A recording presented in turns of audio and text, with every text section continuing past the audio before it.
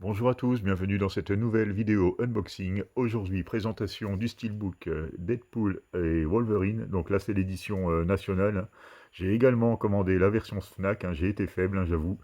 Possédant déjà les deux premiers en steelbook et comme il ne faisait pas partie du MCU, j'intégrerai celui-ci avec les deux steelbooks dans mes étagères classiques.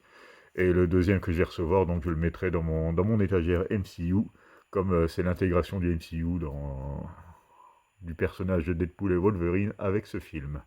Donc nous allons procéder au déballage, mais tout d'abord je vais vous présenter un peu les aspects techniques. Au niveau du son, nous avons du 7.1 pour le français. Bon, il y a d'autres langues, hein, mais je ne vais pas vous les citer. Hein. Et le Dolby Atmos, bien sûr, hein, pour l'anglais. Bon, de toute façon, au niveau de la technique, il n'y a pas de problème, hein, vu que c'est un film récent, ça va être carré. Donc, et au niveau des suppléments, nous avons sur du Madonna, le plan ultime, du réel ou rien, hommage à l'art de Ray Chan, à toute fin utile, le héros de l'héritage, les héros de l'héritage, Wolverine, la hotte est Deadpool Ho Ho Ho 3, bêtisier, scène coupée, les commentaires audio de Sean Levy et de Ryan Reynolds. Donc voilà, quand même pas mal de bonus, mais il ne précise pas sur quelle galette ça se trouve. Et ils disent en haute définition, bon ça peut être le Blu-ray comme le 4K, je n'en sais rien du tout. De toute façon les deux sont inclus dedans, donc à la limite, c'est pas bien méchant. Donc je vais déballer le steelbook. Donc Disney oblige, nous avons droit au petit carton avec le support hein, sur le bas, comme vous pouvez le voir, les petits points de colle. Hop, voilà, ça protège au moins les deux angles, hein. Ça c'est quand même un bon point pour le transport. Donc voilà le steelbook, qui est ma foi plutôt sympa, avec un blanc effet mat et un spot gloss sur tout ce qui est le dessin en fait, hein, finalement. Donc ça ressort bien. Bon, je ne sais pas si vous avez déjà vu la version Wolverine du steelbook, mais bon, normalement il doit y faire face. Et il y a une petite interactivité entre les deux. Donc c'est pour ça que j'ai pris les deux. Hein.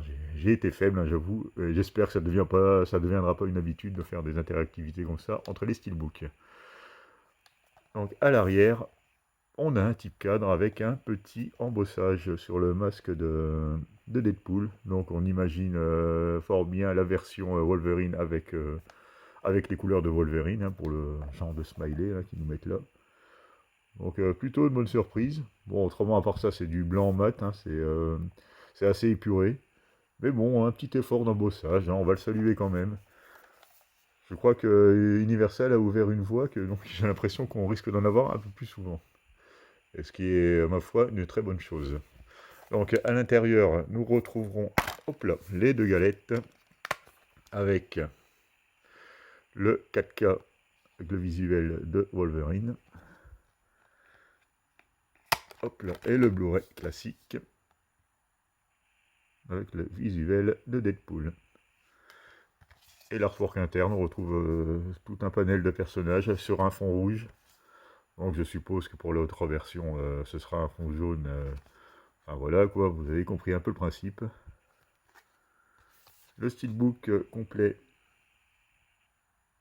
est donc assez épuré ma foi, mais je trouve que les couleurs sont bien choisies, hein, ça claque bien quand même au niveau de la face avant. À l'arrière, ils nous ont fait un petit plaisir, un petit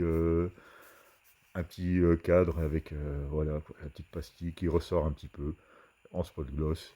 C'est plutôt sympathique. Donc voilà pour la présentation de Deadpool et Wolverine, un film que je n'ai pas vu. Donc je ne sais pas, je vous en ferai la critique, parce que là, il ne s'agit pas d'une restauration. De toute façon, au niveau technique, on sait très bien que ce sera nickel. Je vous remercie de m'avoir regardé et vous dis à bientôt pour une nouvelle vidéo.